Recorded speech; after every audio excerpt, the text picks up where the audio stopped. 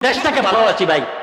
এই দেশের প্রতিটা ইঞ্চি মাটি আমার সেজদার মাটি। ওই কিছু হইলে আয়না ঘরের ভিতরে নিয়ে যাবেন, ইন্না কাইদে মাতিন, আল্লাহ ছাড় দেন ছেড়ে দেন না। কাকে আমরা সরকার বানাবো, এই কথাটা এই কথাগুলো শোনেন, তারপর বলতেছি। সেটা হলো এই, সর্বপ্রথম আজকে আমাদের যে সমস্ত তরুণ ভাইরা, যে সমস্ত যুবক ভাইরা, আল্লাহ তাদের উপর রহমত করেন, তারা রাস্তা পরিষ্কার করতেছে। আপনারা দেখছেন কিনা? ঝাড়ু দিতেছে, আমাদেরই সন্তান, আপনাদেরই সন্তান। আর আপনি কি করতেছেন? রাস্তায় পান খাইয়া পিক ফালাইতেছেন, চিপস কিনা নাতিকে দিয়া চিপের প্যাকেট ফালাইতেছেন। এই কাজ আমাদের। এরা যদি ঝাড়ু দিয়া পরিষ্কার করে, আমার কি পিক ফালানো ঠিক আছে এটার ভিতরে? তাহলে বোঝা যায় যে সংস্কার সর্বপ্রথম নিজের দিক দিয়ে শুরু করা। আমাদের যে সমস্ত জনগণ আছে, আগে আমরা সংশোধন হওয়া। তা আমি যে শখসিয়ত, নিজের ভিতরে ইন্টারনাল অ্যাক্টিভিটিস, ভিতরে যেই আমাদের অমানুষ আছে সেটাকে একটু মানুষ করা। যে আজকে যেহেতু রাষ্ট্র সংস্কারের কাজ চলতেছে, আমরা মুসলমান যারা আছি ভাই, আগে নিজের সংশোধন দিয়ে শুরু করি। মুহাম্মদ আরবি সাল্লাল্লাহু আলাইহি সাল্লাম সব মানুষকে সর্বপ্রথম যে জিনিসটা বুঝাইছেন, মানুষকে হেদায়েত দেওয়ার জন্য না নিজের হেদায়েতের তলাশ হওয়ার জন্য? বলেন, নিজের হেদায়েতের তলাশ হওয়ার জন্য। এই জন্য এই সংস্কার নিজেদের মাধ্যমে শুরু করা, এক নাম্বার। নাম্বার দুই, দ্বিতীয় নাম্বার বিষয় হইল রাজনৈতিক স্থিতিশীলতা।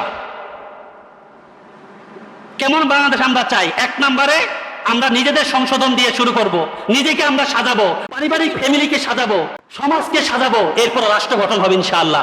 একটা সুন্দর, একটা শান্তিময় একটা রাষ্ট্র গঠন করার আল্লাহ আমাদেরকে তৌফিক দান করবেন। রাজনৈতিক স্থিতিশীলতা, আমরা মনে করি যে এসপি ডিসি এরা মনে হয় রাষ্ট্র চালায়। না না না না, আমাদের দেশের যে নেতৃবৃন্দ, তারাই মূলত কি চালায়? এই দেশটাকে চালায়। আমার ভাই, তাদের একটা কিছু হইলেই ফট করে দেখা গেছে হাত গরম হইলে সিঙ্গাপুর চলে যায়, এইটা হইলে সেরা এটা হয়ে যায়, সব কিছু সুযোগ সুবিধা তাদের। এই সমস্ত রাষ্ট্র নেতৃবৃন্দ যারা হয়, তাদেরও উচিত আমাদের এই ঢাকা মেডিকেলে আইসা, মিটফুটে আইসা তাদের চিকিৎসা নেওয়া। তারাও সিঙ্গাপুর যেতে পারবে না। এই সমস্ত নেতৃবৃন্দরা যদি আমাদের কাতারে আইসা এই সমস্ত বিষয় করে, দেশের উন্নয়ন হবে। রাজনৈতিক নেতৃবৃন্দরা যদি দেশের জনগণের মেন্টালকে বুঝে, মাইন্ডসেটকে বুঝে, তাদের মতো হয়ে জিন্দেগি কি চালায়, তাহলে দেশের উন্নতি হবে। এরকম নেতা নির্বাচন করা, নাম্বার দুই। নাম্বার তিন, দুর্নীতি কমিশন গঠন হয়েছে কিনা? অথচ যে দুর্নীতিকে কমিশন দুর্নীতি দমন করবে, সেই দুর্নীতি কমিশন হলো সবচেয়ে বড় দুর্নীতিবাজ। এখন ওই সর্ষা ফুলের যদি বুতে ধরে, তা এখন এটা কে ছাড়াবে? ঠিক না? বুতরে যদি বুতে ধরে, কে সারাইতে যাবে? এই জন্য আমার ভাই, এই দুর্নীতি, এই প্রহসন নামে যে সমস্ত দুর্নীতি কমিশন, এটাকে আমাকে ঢেলে সাজাতে হবে। এরকম যদি হয়, তো দেশের ভিতরে শান্তি আসবে। নাম্বার চার, ধর্মীয় অনুশাসন মেনে শিক্ষা ব্যবস্থা পরিবর্তন। এখন ধর্মীয় অনুশাসন হইলে আবার অনেকের অ্যালার্জি হইব, যে ধর্মীয় অনুশাসন বলতে হুজুর মোল্লাতন্ত্র।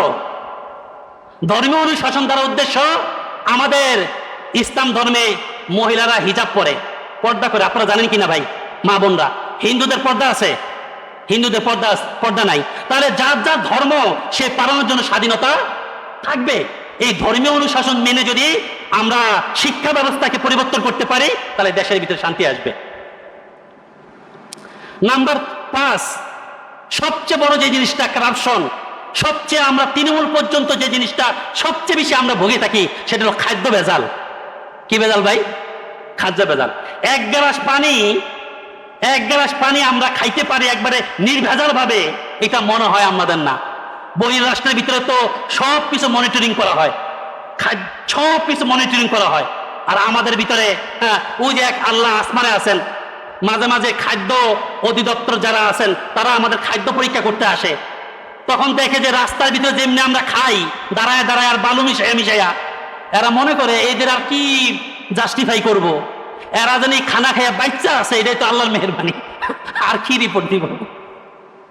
যেভাবে আমরা খাই রাস্তার খানাগুলা, এরা মনে করে যেন এই খানা খাইয়া তো আসলে আমাদের দাঁড়ায় থাকার কথা ছিল না, এরপরে দাঁড়ায় আছে। বোঝা যায় এক্সট্রা অর্ডিনারি কোনো পাওয়ার, এক ব্যতিক্রম কোনো পাওয়ার এটার ভিতরে কি করতেছে, কাজ করতেছে। এই জন্য ভাই, খাদ্য নিরাপত্তা এই বিধানটাকে আমাদের দুর্নীতিমুক্ত করতে হবে। নাম্বার ছয়, পরামর্শের ভিত্তিতে রাষ্ট্র পরিচালনা করা। কিসের ভিত্তিতে? পরামর্শ, এই হুজুর মোল্লা ওলামায়ে কেরাম তাদের না না না না, এই সমস্ত ওলামায়ে কেরাম 3 লক্ষ মসজিদের নেতৃত্ব প্রদান করে, কয়েক কোটি মানুষ তাদের কথা শোনে, তাদের সাথেও কথাবার্তা বলে মানুষ কি চায় এদের সাথে পরামর্শ করে রাষ্ট্রটাকে পরিচালনা করা। নাম্বার 7, আমাদের এই বাংলাদেশে শাহজালাল শাহপরানের এবং 360 আউলিয়া ধন্য বাংলাদেশে এমন একটা জমিন আল্লাহ দিচ্ছেন, যা লাগান তাই হয়ে যায়। আল্লাহ এমন একটা বাংলাদেশ, এমন একটা ভূমিকা আল্লাহ দান করছেন, কৃষি ইন্ডাস্ট্রি। এই কৃষি ইন্ডাস্ট্রির ভিতরে আমাদের উন্নয়ন করতে হবে, আমাদের কৃষক ভাইদেরকে আমাদের উন্নয়ন করতে হবে। এটা স্বাধীনতার যে স্থপতি তিনিও কথা বলছিলেন যে কৃষক আমাদের সবচেয়ে বড় ভাই তারা। নাম্বার 8, সেটা হলো ভাই আমাদের যে জেনারেশন, আজকে যে যুবক শ্রেণীর জেনারেশন আছে, এই জেনারেশনটাকে আমাদের রক্ষা করতে হবে। যারা আজকে এই নেতৃত্ব দিচ্ছে, এই যুবক শ্রেণী আপনারা দেখছেন সবচেয়ে বেশি ক্ষতিগ্রস্ত হইতেছে কোনটার ভিতরে বলেন তো? মাদক। মাদক। ইন্নামাল খামরু ওয়াল মাইসির ওয়াল আনসালাম রিজসুম মিন আমালিশ শাইতান ফাস্তাগনিবুহু লাআল্লাকুম তুফলিহুন। জীবনে সফলতা আসবে না যতদিন পর্যন্ত জাতি, যতদিন জেনারেশন তারা মাদকে লিপ্ত থাকবে, কখনো আল্লাহ সফলতা দিবেন না। যতদিন পর্যন্ত এই বিষয়গুলো দোস্ত সুন্দরভাবে পরিচালনা না হবে, দুর্নীতি কারাপশন মুক্ত না হবে, ততদিন পর্যন্ত কোনোদিন এই দেশের ভিতরে সফলতা আসবে না। হ্যাঁ, কেউ সত্য কথা বললে, কেউ একটু কথা বললেই তাকে ধরে আবার ওই যে এখন তো আগে জানতাম যে জেলের কথা, তারপরে ক্রস ফায়ারের কথা, এখন আবার আমরা শুনলাম একটা আয়নাঘর নাকি আছে। ওই কিছু হইলে আয়নাঘরের ভিতরে নিয়ে যাবেন। তাহলে দেশের ভিতরে এইভাবে যদি জুলুম বাড়তে থাকে, তা দেশের সমৃদ্ধি কিভাবে আসবে? দেশের সমৃদ্ধি কিভাবে আসবে? আল্লাহ তাআলা তো ওই যে আপনাদের কথা, ইন্না কাইদি মাতিন, আল্লাহ ছাড় দেন ছেড়ে দেন না। যেই আসুক আমাদের ক্ষমতায়, কিন্তু আমার ভাই জুলুম যদি হয়, এই সমস্ত বৈষম্য যদি হয়, আজকে এই যে বৈষম্য সর্বপ্রথম এই জমিনের ভিতরে বৈষম্য যে দূর করছেন, আরবের যে বৈষম্য দূর করছেন, এত বছরের বৈষম্য দূর করছেন তিনি, আমার প্রফেসর সাল্লাল্লাহু আলাইহি সাল্লাম, আমাদের শ্রেষ্ঠ নবী, পুরা জগতের রহমত সাইয়্যিদুনা মুহাম্মদ রাসূলুল্লাহ সাল্লাল্লাহু আলাইহি ওয়াসাল্লাম। ধনী গরিব নেতা সবাই এক কাতারে। মুহাম্মদ রাসূলুল্লাহ সাল্লাল্লাহু আলাইহি সাল্লামের বিদায় হজের ভাষণ, লা ফাযলি আরবিয়িন আলা আজমিয়িন। হে আমার উম্মত শোনো, খবরদার এই কথা মনে রাখো যে আরবিদের উপরে আজমিদের কোনো শ্রেষ্ঠত্ব নাই, আজমিদের উপরে আরবিদের কোনো শ্রেষ্ঠত্ব নাই। হ্যাঁ, কালার উপরে সাদার কোনো শ্রেষ্ঠত্ব নাই, সাদার উপরে কালার কোনো শ্রেষ্ঠত্ব নাই।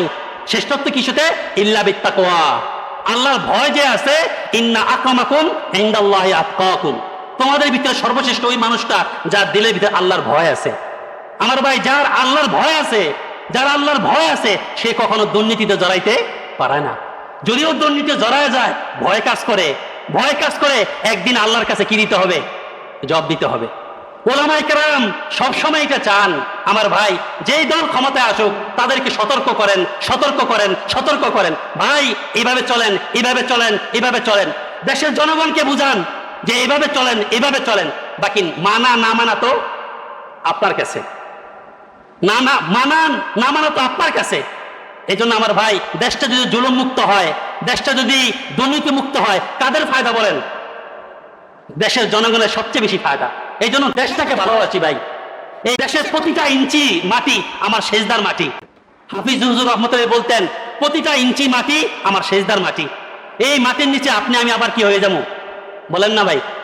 আবার দুনিয়া থেকে এই মাটির নিচে যাব। মরলে কি অন্য দেশে কবরে যাবেন না বাংলাদেশের কবরে?